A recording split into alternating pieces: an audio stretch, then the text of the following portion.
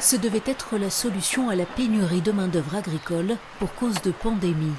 Depuis le 1er juin, le gouvernement italien autorise la régularisation des migrants dont le permis de séjour a expiré il y a moins de 8 mois.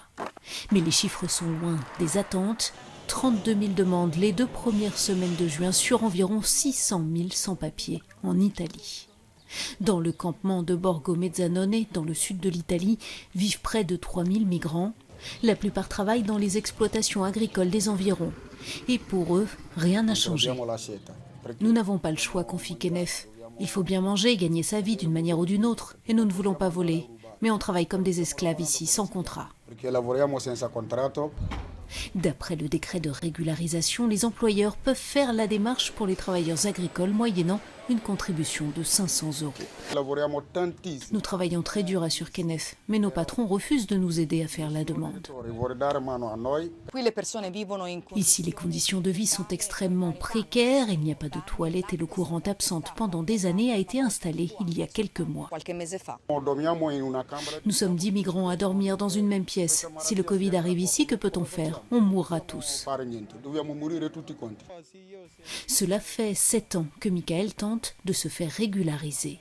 Comme beaucoup d'autres travailleurs agricoles, il est payé 3 € de l'heure, bien moins que le salaire minimum.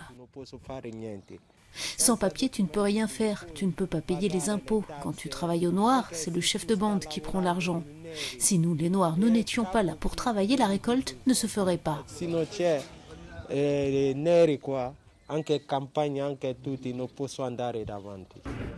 Dans ce ghetto, ils sont seulement une cinquantaine de sans-papiers sur près de 3 000 à avoir fait une demande. Beaucoup viennent se renseigner sur la nouvelle mesure auprès de cette association.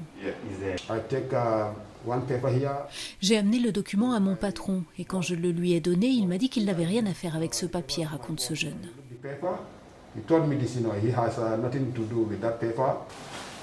Trop de conditions et une contribution financière que les employeurs ne sont pas disposés à payer.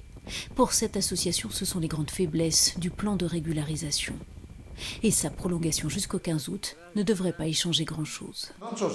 Franchement, je ne sais pas qui paie, si ce sont les employeurs ou les travailleurs, ce qui veut dire que ce sont plutôt eux qui paient pour être régularisés. La toile de fond reste la même et c'est celle de l'exploitation. En cette période de récolte, plus que jamais, plan de régularisation ou pas.